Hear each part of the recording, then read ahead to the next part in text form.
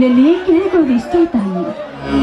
ನನ್ನ ಪತಿ ದೇವರು ಮಾಡುವ ಎಲ್ಲ ಕೆಲಸಗಳು ಸುಗಮವಾಗಿ ಸಾಗಿ ನನ್ನ ಮೈದನಿಗೆ ಒಂದು ಒಳ್ಳೆಯ ನೌಕರಿ ಸಿಕ್ಕು ಆದಷ್ಟು ಬೇಗನೆ ನನ್ನ ನಾದಿನಿ ಸಾವಿತ್ರಿ ಮದುವೆ ಆಗ್ಬಿಟ್ರೆ ಅಷ್ಟು ಸಾಕು ತಾಯಿ ನನಗೆ. ನಾನು ಮತ್ತೊಬ್ಬರ ಹಾಗೆ ನನಗೆ ಸಿರಿ ಸಂಪತ್ತು ಕೊಡೋ ತಾಯಿ ಅಂತ ನಾನು ನಿನ್ನಲ್ಲಿ ಯಾವತ್ತೂ ಕೇಳ್ಕೊಳ್ಳೋದಿಲ್ಲ.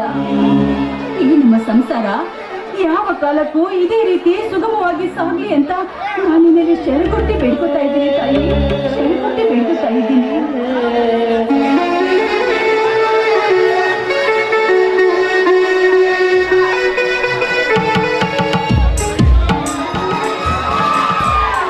ಸೀತಾ, ಸೀತಾ, ಏನು ಮಾಡುತ್ತೀಯ ಸೀತಾ?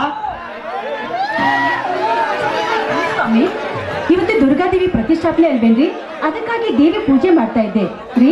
ಬನ್ನಿ, ನೀವು ದೇವ್ರ ಪ್ರಸಾದ ತೆಗೆದುಕೊಳ್ಳಿ.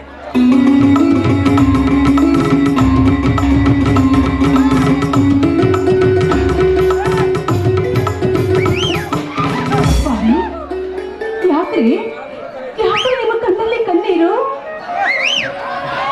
ಏನೆಂದು ಹೇಳಲಿ ಸೀತಾ, ಏನೆಂದು ಹೇಳಲಿ?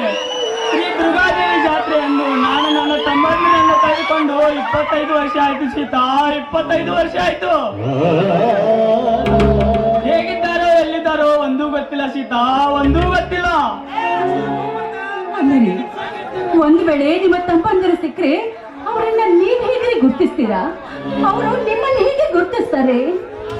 ಸೀತಾ, ನಾವು 3 ಜನ ಬಲಗೈಯಲ್ಲಿ ತಂದೆ ತಾಯಿ ಆಶೀರ್ವಾದ ಅಂತ ಅಚ್ಚೆ ಹಾಕಿಸಿಕೊಂಡಿದ್ದೇವೆ ಸೀತಾ, ಅಚ್ಚೆ ಹಾಕಿಸಿಕೊಂಡಿದ್ದೇವೆ.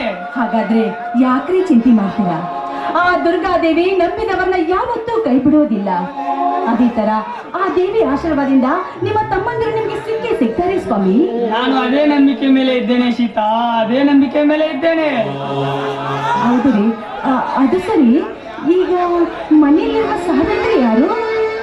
ಸಾವಿತ್ರಿ ನನ್ನ ಸ್ವಂತ ತಂಗಿ, ಆದ್ರೆ ಶ್ರೀಕಾಂತ ನನ್ನ ಸಾಕು ತಮ್ಮ.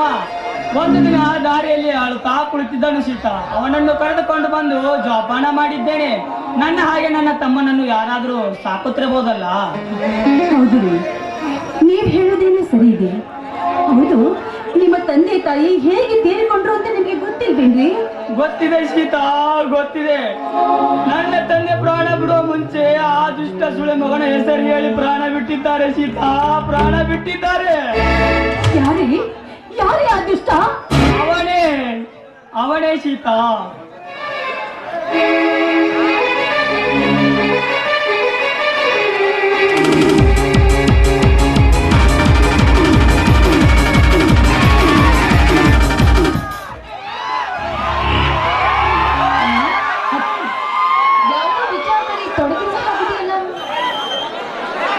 ಏನಿಲ್ಲ ಬಾ ತಂಗಿ, ನಿನ್ನ ಬಗ್ಗೆನೇ ಮಾತನಾಡುತ್ತಿದ್ದೆವು. ಹೇಗಾಯ್ತಮ್ಮ ನಿನ್ನ ಪರೀಕ್ಷೆ? ಚೆನ್ನಾಗೇ ಮಾಡಿದ್ದೀನಿ ನಾನು.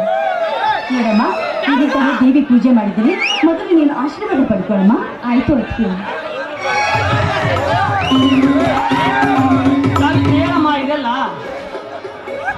ಹೌದಕ್ಕ, ನನ್ನ ಪಾಲಿನ ದೇವರು ಅಂದ್ರೆ ಅದು ನೀವೇ.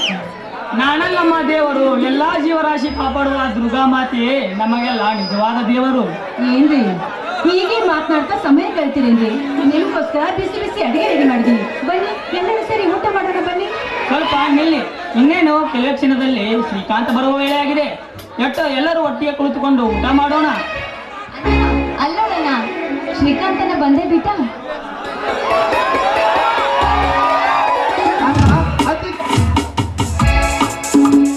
ಬಾರಪ್ಪ ಮೈದಿನ, ನಿನಗೆ 100 ವರ್ಷ ಆಯುಷ್ಯ ನೋಡು.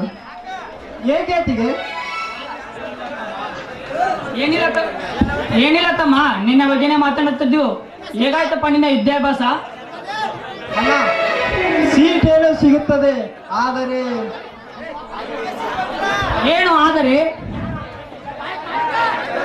ಅಲ್ಲ, 5 ಲಕ್ಷ ರೂಪಾಯಿ ಹಣ ಕೇಳುತ್ತಿದ್ದಾರೆ ಅಣ್ಣ, 5 ಲಕ್ಷ ರೂಪಾಯಿ ಹಣ ಕೇಳುತ್ತಿದ್ದಾರೆ. ಏನು 5 ಲಕ್ಷನ? ಸಾವಿತ್ರಿ, ನೀನು ಸುಮ್ಮನಿರಮ್ಮ. ಶ್ರೀಕಾಂತ ಎಲ್ಲಿ ಆದರೂ ಹೇಗಾದರೂ ಹಣ ಸಜ್ಜು ಮಾಡಿ ಕೊಡುತ್ತೇನೆ, ತಲೆ ಕೆಡಿಸ್ಕೋಬೇಡ ತಮ್ಮ. ಹಾ ಸರಿ ಅಣ್ಣ. ಏನ್ರಿ, ಈಗಲಾದ್ರೂ ಎಲ್ಲರೂ ಒಟ್ಟಿಗೆ ಊಟ ಮಾಡೋಣ. ಅದಕ್ಕೆ ಈ ಸಂತೋಷ ಸಮಯದಲ್ಲಿ ನೀವೊಂದು ಹಾಡನ್ನಾದ್ರೂ ಹಾಡ್ಬಾರ್ದಕ್ಕೆ.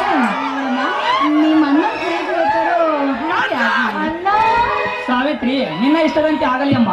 ನಮ್ಮ ಅಣ್ಣ ಯಾವತ್ತೂ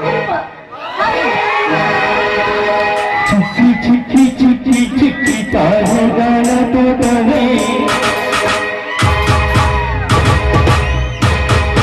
ಹದ್ದಿ ಹದ್ದಿ ಗುಡಿಯೇ ತೀರವುದವೇ